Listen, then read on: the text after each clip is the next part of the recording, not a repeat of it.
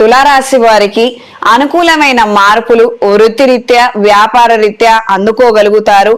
దైవ సమానులైన వాళ్ళు అంటే గురుస్థానంలో ఉన్న వాళ్ళు, పెద్ద పెద్ద ఫాదర్ ఫిగర్ లాంటి వాళ్ళు ఎవరైతే ఉంటారో అంటే రాజకీయ నాయకులు కావచ్చు, హయ్యర్ క్వాలిఫికేషన్ ఉన్నటువంటి ఉద్యోగ స్థానాలలో ఉన్న వాళ్ళు కావచ్చు, లేదా ప్రత్యక్షంగా మీ జీవితంలో మీరు గురువుగా భావించే వాళ్ళు కావచ్చు, వీళ్ళ ద్వారా మంచి సలహాలను అందుకోగలుగుతారు. సమయస్ఫూర్తితో మంచి నిర్ణయాలను తీసుకోగలుగుతారు. అనుకూలమైన మార్పులు ఏర్పడతాయి. భాగ్యస్థానంలో రవి గురువులు, దశమ స్థానంలో బుధుడు, లాభస్థానంలో కుజుడు, కేతువు, 5ంట రాహువు, 6ంట శని.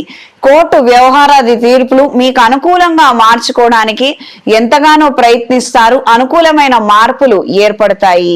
చేసే ప్రతి కార్యక్రమంలోనూ ప్రతి పనులలోనూ చిన్న చిన్న ఆటంకాల ద్వారా ఎక్కువగా ఇబ్బందులు పడుతుంటారు.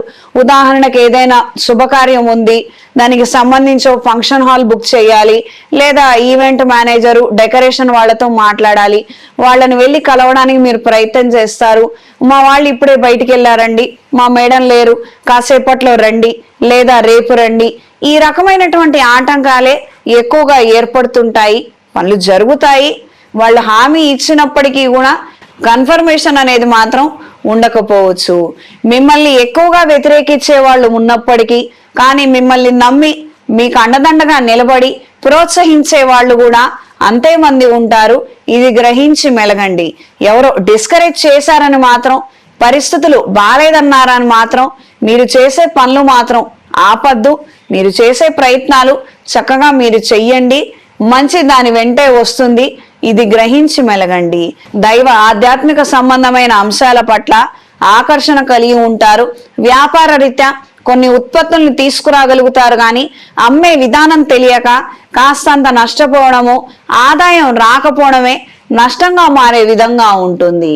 ఈ వారం స్త్రీలకు నూతన వ్యాపార రీత్యా తీసుకునే నిర్ణయాలు, చేసే ప్రయత్నాలు అంతంత మాత్రంగా ఉంటాయి. స్నేహితుల ద్వారా, సహోద్యోగుల ద్వారా ప్రస్తుత పరిస్థితులను ఒక అంచనా వేసుకొని మంచి నిర్ణయాలను తీసుకోగలుగుతారు. కార్యాలయంలో ఎదుర్కొంటున్నటువంటి కొన్ని తీవ్రమైన సమస్యల గురించి ఇంట్లో వాళ్ళకి చెప్పి వాళ్ళ సలహాలు తీసుకొని కొన్ని కొత్త ప్రయత్నాలను పునర్ప్రారంభించగలుగుతారు. కన్స్ట్రక్షన్ వ్యాపారాలలో ఉన్నవారికి లేదా సొంత ఇంటి నిర్మాణంలో ఉన్న వారికి కింది స్థాయి పరిచారకులతో సమస్యలు ఏర్పడే అవకాశం ఉంటుంది. పనులు జరుగుతున్నట్టుగా ఉంటాయి, కానీ యథార్థంగా అవి ముందుకు జరగకపోవచ్చు.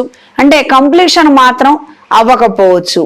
ఎక్కడ పనులు అక్కడే ఉంటామో, ఏదో రోజు పనిచేస్తూ ఉన్నట్టే ఆ విధమైనటువంటి పరిస్థితులు ఏర్పడతాయి. ఈ వారం విద్యార్థులకు విదేశీ అవకాశాల కోసం చేసే ప్రయత్నాలు అనుకూలంగా ఉంటాయి. ఆల్రెడీ విదేశాలలో ఉండి ఉద్యోగం కోసం ఇచ్చే ఇంటర్వ్యూలలో అనుకూలమైన మార్పులు ఏర్పడతాయి. సెల్ఫ్ ఇంప్రూవ్మెంట్ కోసం, సెల్ఫ్ డెవలప్మెంట్ కోసం కొన్ని కొత్త కోర్సులను చేపట్టగలుగుతారు.